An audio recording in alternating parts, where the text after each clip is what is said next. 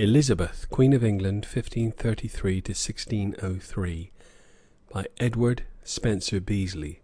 Section 1. Early life, 1533 to 1558. I have to deal, under strict limitations of space, with a long life, almost the whole of its adult period passed in the exercise of sovereignty. A life which is in effect the history of England during 45 years, abounding at the same time in personal interest, and the subject, both in its public and private aspects, of fierce and probably interminable controversies. Evidently, a bird's-eye view is all that can be attempted, and the most important episodes alone can be selected for consideration. The daughter of Henry VIII and Anne Boleyn was born on September 6, 1533. Anne was niece of Thomas, 3rd Duke of Norfolk, and all the great Howard kinsmen attended at the baptism 4 days afterwards. Elizabeth was 2 years and 8 months old when her mother was beheaded, and she herself was declared illegitimate by Act of Parliament. It is not recorded that in after years she expressed any opinion about her mother or ever mentioned her name.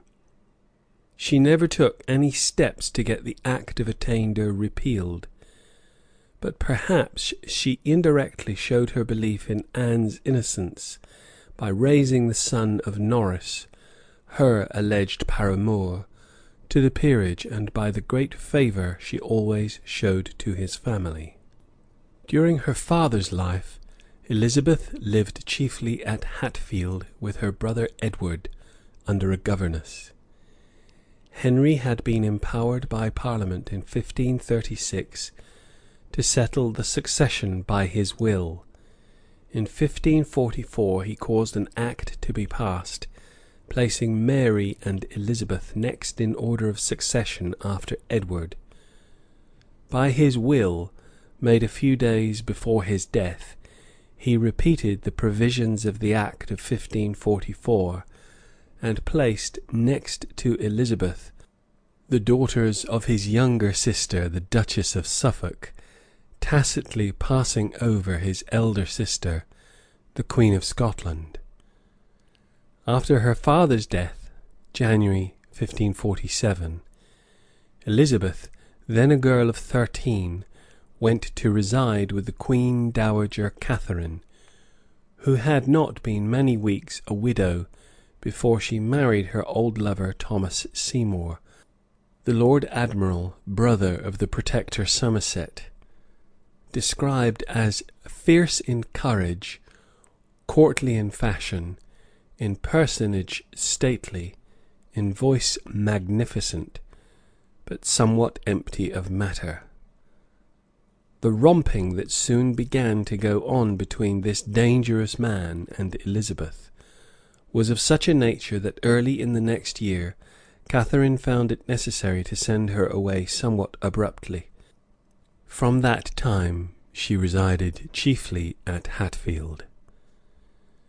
In August 1548 Catherine died, and the Admiral at once formed the project of marrying Elizabeth. This and other ambitious designs brought him to the scaffold, March 1549. It does not appear that Elizabeth saw or directly corresponded with him after he was a widower, but she listened to his messages and dropped remarks of an encouraging kind which she meant to be repeated to him. She knew perfectly well that the marriage would not be permitted. She was only flirting with a man old enough to be her father, just as she afterwards flirted with men young enough to be her sons. We already get a glimpse of the utter absence both of delicacy and depth of feeling which characterized her through life. When she heard of the Admiral's execution, she simply remarked, "This day died a man with much wit and very little judgment." With Elizabeth the heart never really spoke, and if the senses did, she had them under perfect control. And this was why she never loved or was loved, and has never been or will be regarded with enthusiasm by either man or woman. For some time after this scandal, she was evidently somewhat under a cloud. She lived at her manor houses of Ashridge, Enfield, and Hatfield, diligently pursuing her studies under the celebrated scholar Ascham. When Edward died, July 6th, 1553, Elizabeth was nearly 20. Although Mary's cause was her own, she remained carefully neutral during the short queenship of Jane. On its collapse she hastened to congratulate her sister, and rode by her side when she made her entry into London. During the early part of Mary's reign her life hung by a thread. The slightest indiscretion would have been fatal to her. Wyatt's insurrection was made avowedly in her favour, but neither to that nor any other conspiracy did she extend the smallest encouragement.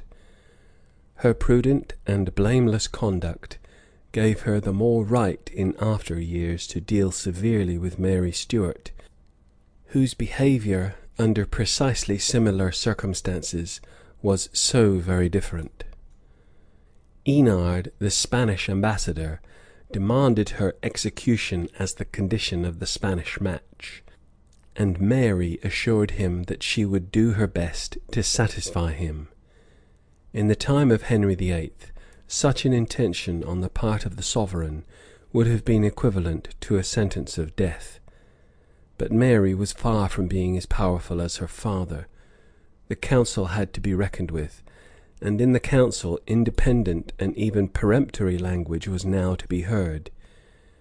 It was not without strong protests on the part of some of the lords that Elizabeth was sent to the Tower.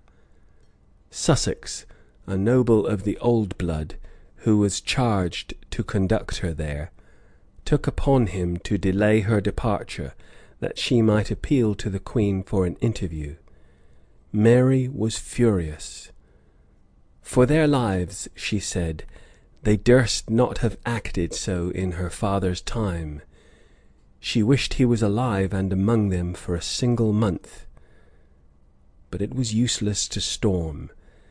The absolute monarchy had seen its best days. Sussex, fearing foul play, warned the lieutenant of the Tower to keep within his written instructions. Howard of Effingham, the Lord Admiral, had done more than any one else to place Mary on the throne.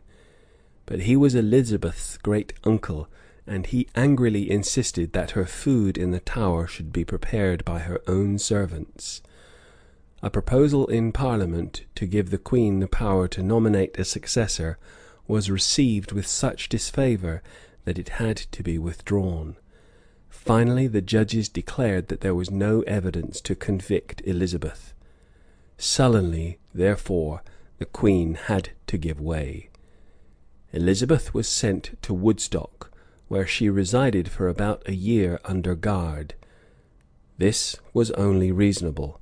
An heir to the throne, in whose favour there had been plots, could not expect complete freedom. In October 1555 she was allowed to go to Hatfield under the surveillance of Sir Thomas Pope. During the rest of the reign she escaped molestation by outward conformity to the Catholic religion, and by taking no part whatever in politics.